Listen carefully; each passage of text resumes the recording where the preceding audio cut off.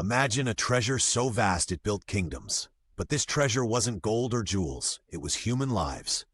This is the untold story of how the Atlantic slave trade forged the foundations of old money, the dynasties, banks, and empires that still shape our world today. Let's dive into history's darkest vault.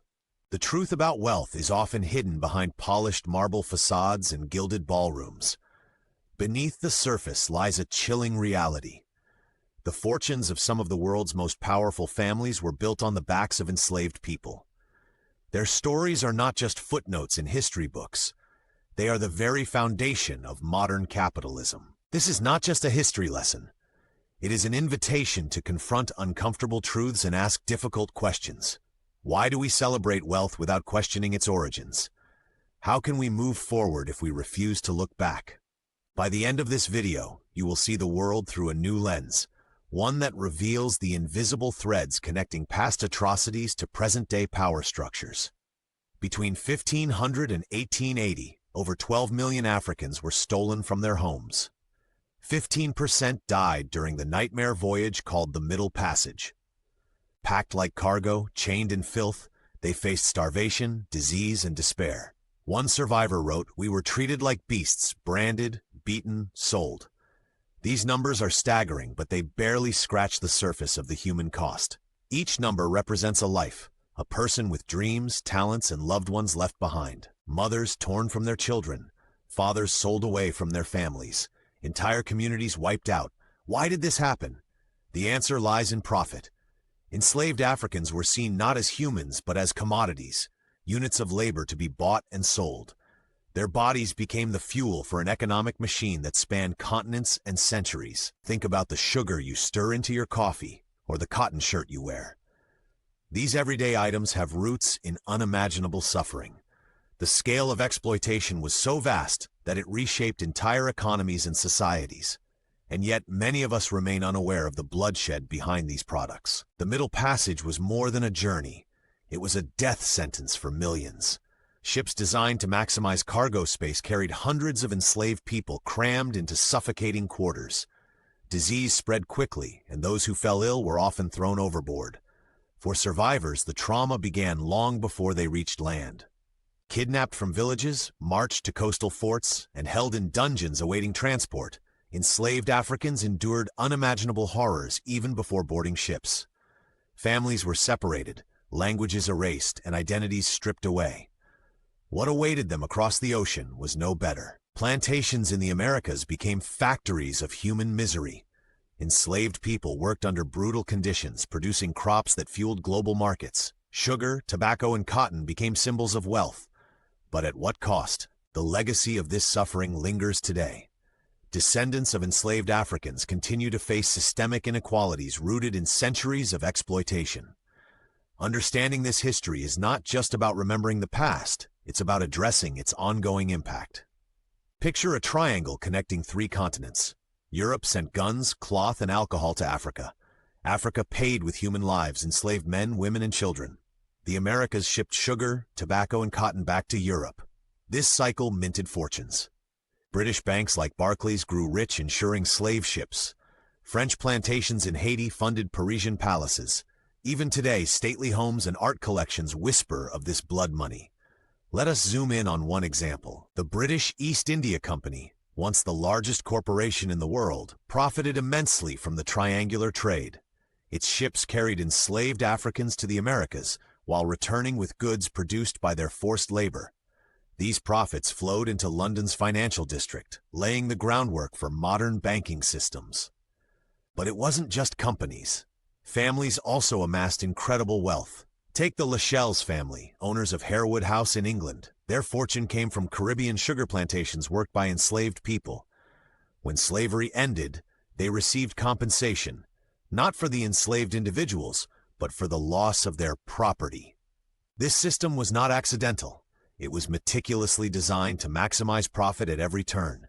Governments passed laws to protect traders. Banks provided loans to fund expeditions. Merchants reinvested earnings into new ventures, creating a self-perpetuating cycle of exploitation. And what about the enslaved themselves? They had no say in this equation. Their voices were silenced, their humanity erased.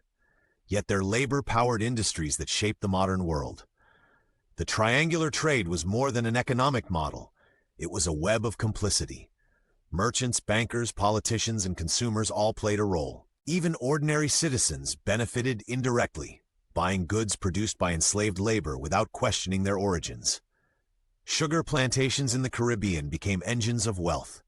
Enslaved Africans worked long hours under the scorching sun, harvesting cane that would be processed into sugar loaves sold across Europe. Tobacco fields in Virginia and cotton plantations in Mississippi followed similar patterns, each contributing to a global economy built on human suffering. The profits generated by this system flowed upward, enriching elites while leaving devastation in its wake. Entire regions in Africa were depopulated, destabilized by constant raids for captives. In the Americas, indigenous populations were decimated, replaced by enslaved Africans who bore the brunt of colonial greed. Even after abolition, the effects lingered. Former slave owners used compensation payouts to invest in other ventures, ensuring their continued dominance. Meanwhile, freed slaves were left with nothing: no land, no education, no reparations. Enslaved Africans weren't just slaves. They were farmers, blacksmiths, mothers, and poets. In 1839, 53 captives on the ship Amistad revolted.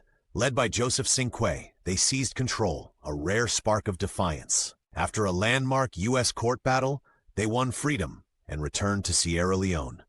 But millions weren't as lucky.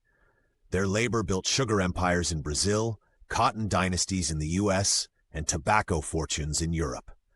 Consider the life of Phyllis Wheatley, an enslaved woman who became America's first published African-American poet. Her words challenged the notion that black people lacked intellect or creativity, yet her brilliance could not free her from bondage. She remained enslaved until her death. Or think about Gabriel Prosser, who planned a massive rebellion in Virginia in 1800. His plot was uncovered before it could succeed, and he was executed. But his vision inspired future generations of freedom fighters. These stories remind us that enslaved people were not passive victims. They resisted in countless ways, from sabotage and escape to armed uprisings and cultural preservation. Their resilience is a testament to the indomitable human spirit, yet their contributions are often overlooked. History textbooks focus on white abolitionists and politicians, ignoring the agency of those who endured slavery firsthand. By centering their voices, we honor their legacy and challenge dominant narratives. Take Harriet Jacobs, who spent 7 years hiding in a tiny attic to avoid being sold further south. Her memoir, Incidents in the Life of a Slave Girl, exposed the sexual violence enslaved women faced. Or Frederick Douglass, whose eloquent speeches and writings made him one of the most influential abolitionists of his time. Even lesser-known figures deserve recognition, like Nat Turner, whose rebellion in 1831 sent shockwaves through the South, or Sojourner Truth, who traveled the country advocating for abolition and women's rights. These heroes remind us that resistance takes many forms. It can be loud and violent, or quiet and persistent. What matters is the refusal to accept injustice. By amplifying their voices, we rewrite history to include those who fought against oppression. We honor their sacrifices and draw strength from their example. Old money's roots stretch into Africa itself. Powerful kingdoms like Dahomey and Ashanti sold rivals to European traders for guns and silk. A Congolese king, Afonso I, begged Portugal to stop the raids. He wrote, "They kidnap our children, our land is depopulated," but greed drowned his pleas. By 1820, 4 out of 5 women crossing the Atlantic were African. Their bodies became currency. This aspect of history is rarely discussed because it complicates our understanding of victimhood and villainy. Yes, Europeans initiated the transatlantic slave trade, but African elites also played a role, driven by ambition and survival. Take the Kingdom of Dahomey, located in present-day Benin. Its rulers waged wars specifically to capture prisoners for sale. These captives were marched to coastal forts, where they awaited transport across the ocean. Similarly, the Ashanti Empire in West Africa relied heavily on slave trading to maintain its power. Its leaders exchanged enslaved people for firearms, which they used to expand their territory. Does this absolve European colonizers? Absolutely not. They created the demand and supplied the means to meet it. But acknowledging African complicity forces us to grapple with uncomfortable truths about human nature. It also highlights the global reach of the slave trade. No continent was untouched. Every society involved made choices that prioritized profit over morality. When slavery ended, the wealth stayed. British slave owners received £20 million in compensation, today worth £17 billion. Families like the Lachelles used this cash to dominate banking and politics. In the U.S., Wall Street banks funded plantations. Even today, Ivy League universities sit on land bought with slave profits. Old money isn't just old, it's stained. Consider Harvard University, founded in 1636. Its early benefactors included merchants who profited from the slave trade. Similar ties exist at Yale, Princeton, and other prestigious institutions. Or look at J.P. Morgan Chase, one of the largest banks in the world. Its predecessor firms financed southern plantations and accepted enslaved people as collateral for loans. These legacies persist in subtle ways. Wealth accumulated during slavery has been passed down through generations, maintaining the status quo. Meanwhile, descendants of enslaved people continue to face systemic barriers to economic mobility. Some argue that reparations are unnecessary because slavery happened so long ago. But history doesn't operate in isolation. Its effects ripple across time, shaping policies, opportunities, and outcomes. By confronting this legacy, we can begin to dismantle structures that perpetuate inequality. It starts with education, learning the full scope of history, not just sanitized versions. While empires grew rich, the enslaved fought back. Some poisoned their masters. Others fled to form free communities like Brazil's Quilombos. In Jamaica, Queen Nanny of the Maroons led guerrilla wars against the British. Their stories are buried, but their courage echoes. As historian Saidiya Hartman said, death was a byproduct of profit, yet they refused to vanish. Take Harriet Tubman, perhaps the most famous conductor on the Underground Railroad. She risked her life repeatedly to guide others to freedom. Her bravery saved hundreds, yet she lived in poverty for much of her life. Then there's Denmark Vesey, a former enslaved man who planned a major uprising in Charleston, South Carolina in 1822. Though betrayed and executed, his dream of liberation inspired others. Even lesser-known figures deserve recognition, like Nat Turner, whose rebellion in 1831 sent shockwaves through the South, or Sojourner Truth, who traveled the country advocating for abolition and women's rights. These heroes remind us that resistance takes many forms. It can be loud and violent, or quiet and persistent. What matters is the refusal to accept injustice. By amplifying their voices, we rewrite history to include those who fought against oppression. We honor their sacrifices and draw strength from their example. The next time you sip coffee, wear cotton, or admire a grand old building, remember the hidden cost.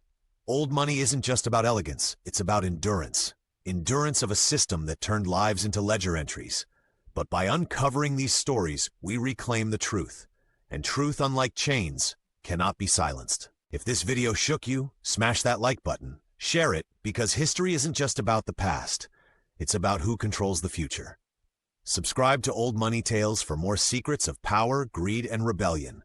Stay curious, stay bold.